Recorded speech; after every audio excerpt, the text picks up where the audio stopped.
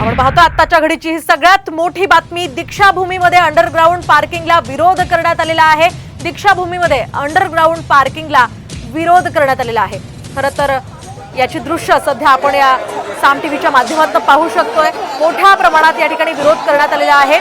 नेमका कोणत्या कारणावरून हा विरोध करण्यात आलेला आहे त्याचा तपास सध्या सुरू आहे। मात्र हे आंदोलक जे आहे ते आक्रमक झाल्याचं आपण या दृश्यांच्या माध्यमातून पाहू शकतो। नागपुरातली ही दृश्य आहेत।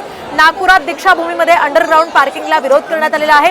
दीक्षाभूमीमध्ये हे आंदोलक आता आक्रमक झालेले आहेत। दीक्षाभूमीमध्ये विकास प्रकल्पाचं हे काम सुरू आणि यामध्ये मात्र अंडरग्राउंड पार्किंगला विरोध होतो। या संदर्भात आपण अधिक माहिती जाणून घेऊयात आमचे प्रतिनिधी पराग ढोबळे यांच्याकडून। पराग, काय सांगाल, नेमक्या कोणत्या कारणामुळे हे आंदोलक या पार्किंगला विरोध करतात?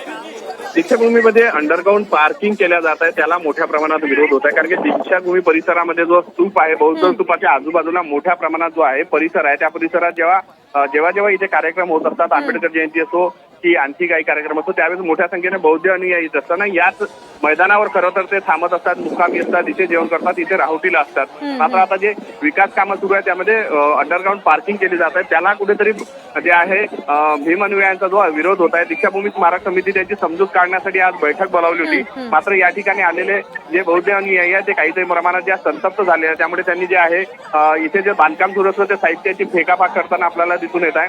त्यांची समजूत काढण्याचा जो प्रयत्न आहे तो दीक्षाभूमी स्मारक समितीकडून केला जात आहे। मात्र तरी काही संतप्त झालेल्या भावना आहेत ते आपल्याला दृश्यांमध्ये पाहायला मिळत आहे। अतिशय आक्रमक असे हे आंदोलक आपल्याला दिसत आहे। पराग, धन्यवाद दिलेल्या या सविस्तर माहितीसाठी। आपण पाहतोय या दृश्यांच्या माध्यमातून या ठिकाणी अंडरग्राउंड पार्किंग केली जात होती, त्याचं बांधकाम खरं तर सुरू आहे आणि या बांधकामाच्या साहित्याचीच उचलाउचल या सगळ्या आंदोलकांनी केलेली आहे। मोठ्या प्रमाणात हे आंबेडकरी अनुयायी या ठिकाणी दाखल झालेले आहेत आणि त्यांनी या पार्किंगला विरोध दर्शवलेला आहे। दरवर्षी या ठिकाणी विविध कार्यक्रमांचं आयोजन केलं जात असतं, मात्र या पार्किंगमुळे त्या जागेमध्ये काहीशी अडचण त्यांना होणार आहे आणि त्यामुळे या सगळ्या आंबेडकरी अनुयायांनी हे पार्किंगच्या बांधकामाचं जे साहित्य आहे ते फेकलेलं आहे। अतिशय आक्रमकपणे त्यांनी या पार्किंगला विरोध दर्शवलेला आहे।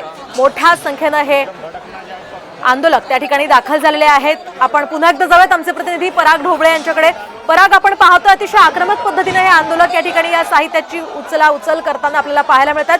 काय नेमक्या त्यांच्या भूमिका आहे, त्यांच्यापर्यंत तुम्ही आता पोहोचू शकतात का? त्यांच्या भूमिका साम टीव्हीच्या प्रेक्षकांपर्यंत पोहोचू शकताय का?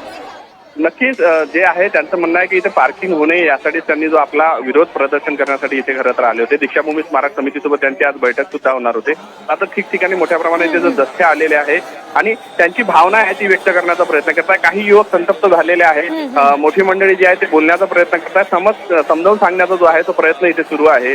पण तरी शेवटी भावना असतात, त्या भावनांचा उद्रेक होताना कुठेतरी इथे दिसतो। अगदी नक्कीच, धन्यवाद पराग। या संदर्भातले अपडेट्स तुमच्याकडनं जाणून घेत राहणार आहोत। मात्र या ठिकाणी आपल्याला दिसत आहे पोलिसांचाही मोठा बंदोबस्त आहे। शिवाय आंबेडकरी अनुयायी जे आहेत, जे आंदोलक आहेत ते मोठ्या संख्येने इथे जमलेले आहेत आणि तीव्र विरोध त्यांनी या पार्किंगला केलेला आहे आणि त्या पार्श्वभूमीवर आता सरकार याची दखल घेतं का ते पाहणं अतिशय महत्त्वाचं असणार आहे। तर याच पार्श्वभूमीवर आरपीआय गटाचे सचिन खरात सर आपल्यासोबत फोनलाईन वरून आहेत। सचिनजी, आपण पाहतोय मोठ्या प्रमाणावर आंबेडकरी अनुयायांनी या पार्किंगला विरोध केलेला आहे, काय नेमके त्यांच्या भावना आहेत, तुमची काय भूमिका आहे या संदर्भात? प्रथमतः सकाळीच मी या अंडरग्राउंड पार्किंगला स्पष्टपणे विरोध केलेला आहे। तसे मी प्रेस नोट सुद्धा काढलेली आहे। परंतु 14 ऑक्टोबर 1956 रोजी संविधान निर्माता महामानव डॉक्टर बाबासाहेब आंबेडकरांनी बौद्ध धम्माची दीक्षा नागपूरमध्ये घेतली आणि याच दीक्षा ज्या ठिकाणी घेतली तिथे दीक्षाभूमी बांधलेली आहे आणि या ठिकाणी विकास आराखड्यामध्ये ते ग्राउंड म्हणजे पार्किंग अंडरग्राउंड करताना दिसत आहे। हे अत्यंत चुकीचं आहे।